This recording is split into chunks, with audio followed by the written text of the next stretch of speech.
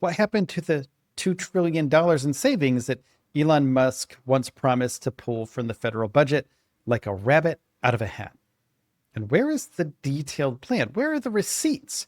And why are Republicans accelerating a tax overhaul without waiting for the supposedly enormous cuts that Elon Musk swore would materialize? Also, why is no one in Washington asking these questions out loud? Why are they talking about it? Back in the fall, Musk captured headlines with sweeping claims he had discovered a way to cut an almost unimaginable $2 trillion in waste, fraud, and abuse from the federal government.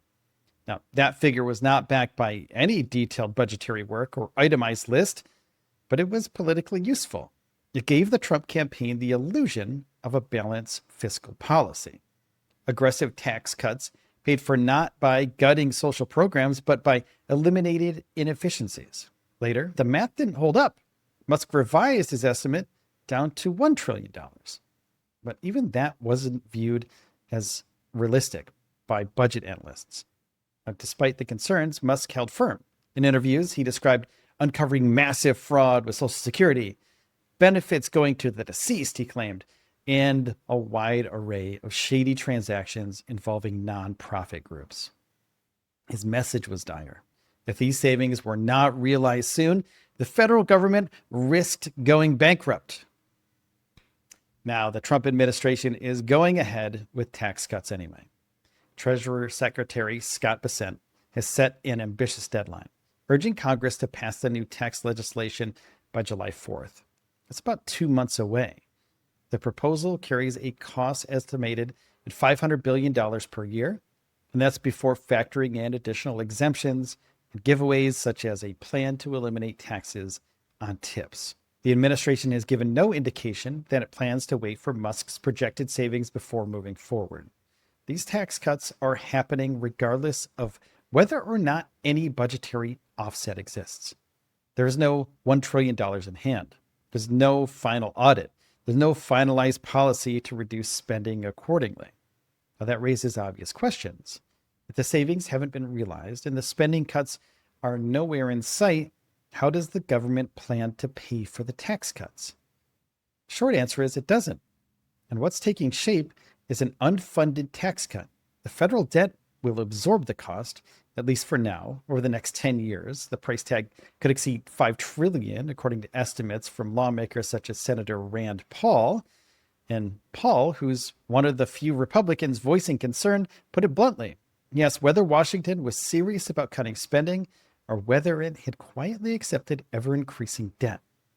It was simple, though. If there's no plan to pay for the tax cuts, they will just add to the deficit. Musk's plan to deliver $1 trillion in savings through DOGE hasn't come close to delivering.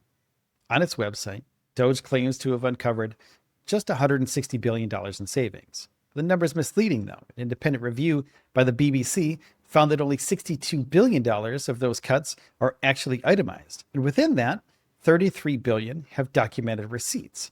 That means the actual confirmed savings may be less than 3% of the $1 trillion figure that Musk continues to promote. There's also a problem with how these cuts are defined.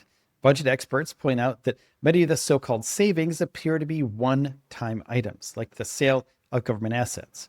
A building sold for $10 million can't be sold again next year. It's not a reoccurring cut to annual spending. It's a temporary boost in revenue. Presenting it as ongoing saving misleads the public and Congress alike. The root of the skepticism lies in a long history of similar promises. Musk is far from the first person to suggest that cutting waste, fraud, and abuse can balance the federal budget. In the 80s, David Stockman, who served as Ronald Reagan's budget director, made similar claims. In his memoir, The Triumph of Politics, Stockman later admitted the cuts never came. That's because the vast majority of federal spending isn't discretionary. It goes to programs like Social Security, Medicare, Medicaid, military spending, and interest payments on the national debt. This spending is hard to touch without major political consequences. That makes any sweeping plan to cut 15% or more of the budget, as Musk has suggested, incredibly hard to execute. Even if you eliminated every non-defense discretionary program, you still wouldn't reach Musk's target. Further undermining Musk's credibility is the way his team has used data. The Government Accountability Office, or the GAO, did issue an estimate suggesting federal fraud may account for as much as 5% of total spending. But that number was never meant to be definitive.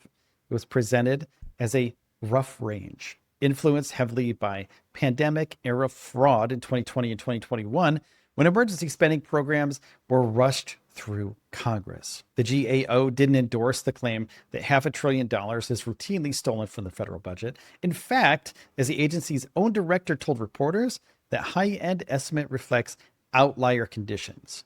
Now, in a more typical year, the level of fraud is much lower.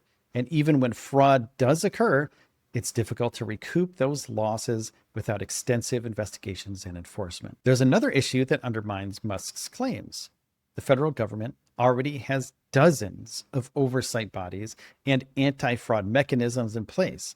There are 17 separate inspectors general for various departments. There's also a strong whistleblower reward system. Now, last year alone, the federal government paid $400 million in whistleblower rewards for help uncovering $2.4 billion in fraud.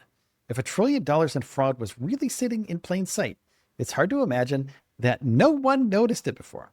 Musk claims to have uncovered a fraud of unprecedented scale, but he has not produced whistleblower testimony, detailed reports, or referrals to law enforcement.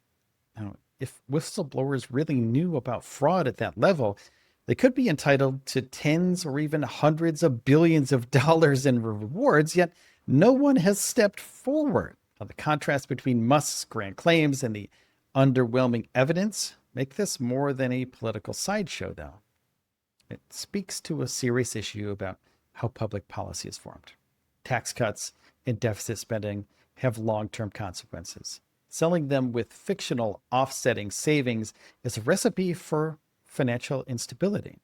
And for ordinary Americans, the story matters because it affects national debt and economic security. If tax cuts are passed without funding, future generations could face the burden. Higher deficits often lead to higher interest rates, inflation, or reduced spending on vital programs. In the end, voters will have to pay for today's choices, either through taxes or through reduced services. Moreover, the idea that government waste is so massive it could fund both tax cuts and deficit reduction gives people a false sense of security. It diverts attention from the real fiscal challenges that the country faces. Social programs like Medicare and Social Security are projected to face long-term funding shortfalls. Now, pretending those issues can be fixed by cutting generic waste doesn't help solve them at all. People also need to understand how these kinds of narratives affect policymaking. When lawmakers rely on exaggerated claims, it creates an atmosphere where transparency and realism are seen as optional. That undermines trust in both government and private institutions. So far, Musk's team has offered no credible evidence that his proposed savings are real or repeatable. They provided big numbers and vague stories. That's not enough, though. If the administration is going to pass large tax cuts based on supposed budget savings, it owes the public a full, accurate accounting of where those savings are and how they'll be realized. Republican leadership isn't waiting for those answers, though. They're moving forward now. Bessent and others are betting that the political momentum for tax cuts is strong enough to carry the plan over the finish line, even without Musk's trillion-dollar cushion. If the savings ever do materialize, that'll just be a bonus. It's not a requirement anymore, though. The disconnect between campaign rhetoric and actual policy is very glaring. Tax cuts were supposed to be paid for by cleaning up the federal budget.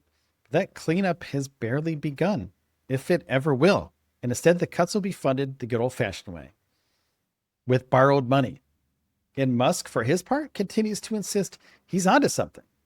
He's got it. He says the fraud is there. He's fighting to save the country from bankruptcy. But he has yet to deliver results on anything like the scale that he promised. And that's the story. The tax cuts are happening. The spending cuts aren't. And the $2 trillion miracle Musk promised, it's forgotten. The Trump administration is moving ahead with expensive tax cuts without the savings that Musk promised. And so far, there's no credible evidence that money has ever existed. Let me know what you think about this in the comments down below. Also, give this video a like or thumbs up if you like this kind of content. Take care of yourselves and each other, and I'll see you in the next one.